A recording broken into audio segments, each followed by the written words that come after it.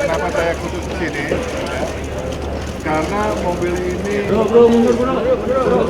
engine-nya hidrogen base, basisnya hidrogen. Salah satu teknologi yang tidak akan lama lagi akan hadir. Tidak lama lagi akan hadir. Nah ini Toyota sudah menyiapkan produk Mirai yang basis engine-nya 100% hidrogen. 100% hidrogen. Nah, kenapa saya datang ke sini?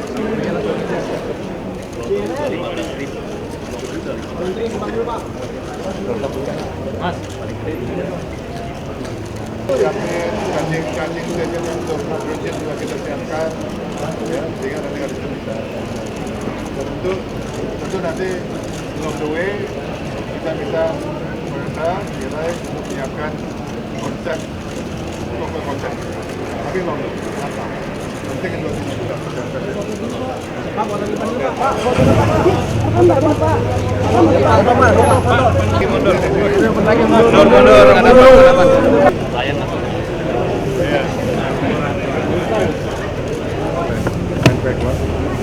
Konsepnya sudah kami siapkan, bukan hanya BB, tapi juga hybrid.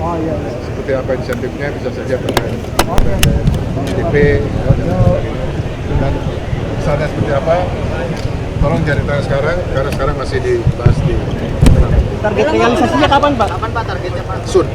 Saya bisa katakan dan saya yakin soon. Tahun ini Pak. Awal tahun Pak. Kalaupun kita sudah selesai sudah sepakat within internal pemerintah, ya, saya kira bisa bergulirnya betul-betul efektif jalannya itu early next year. Ya, kita upayakan bahwa pemerintah konsepnya sudah siap tahun ini. Ya.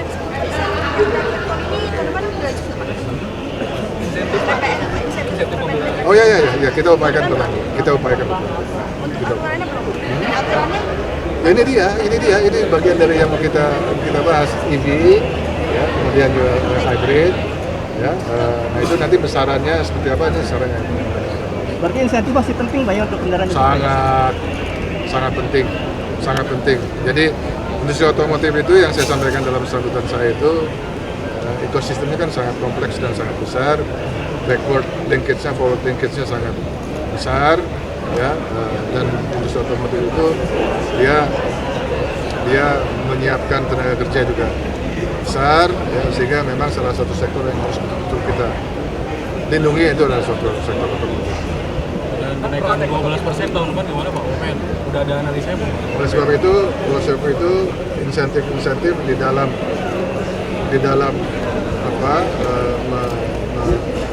menjawab atau membuat sederhananya membuat konsumen tidak berat, ya, itu harus ada insentif semacam kayak BPN BTP atau dan sebagainya. Saya tadi sampaikan bahwa dalam Undang-Undang 1 Nomor 2022 mengenai BBNKB, nah itu juga kan salah satu yang memberatkan sektor otomotif. Itu nanti kalau kita bahas nanti besaran seperti apa, ya, dari PPN 12%, dari biaya balik namanya 8%, ya, BPKB-nya 2%, itu nanti kita bahas, nanti kita rumuskan dalam satu insentif atau stimulus yang berkoordinasi. Prospek teknologi seperti apa nih Pak? Prospek teknologi sudah ada loh.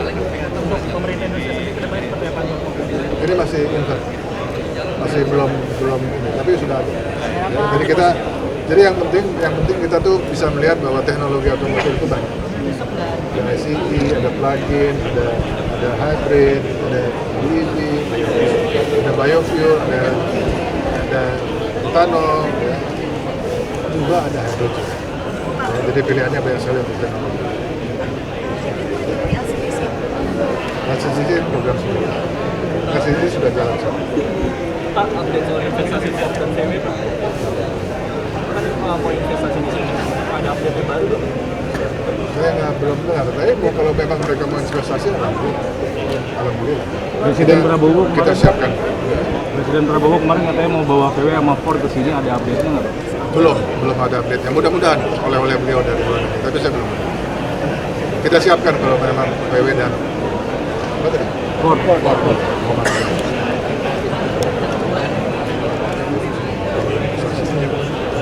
Oke, apa lagi? Ini Luar acara, Pak. Ini Forwin bukan? Forward, Pak. Ini Otomotif. forum wartawan Indonesia. Bukan. Kalau gitu jangan bicara soal itu. Dan tadi kami coba mencoret-coret bersama dengan Pak Dirjen secara cepat dari penurunan 300.000 target tersebut, ya, kita bisa berasumsi bahwa dampak negatif terhadap backward and forward linkage dari industri otomotif kita sekitar nilainya 10,6 triliun.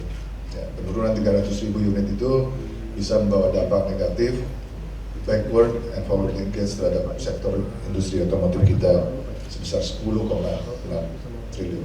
It's a big number, ya. Tapi itu challenge kita, itu problem kita yang harus kita face, harus kita hadapi.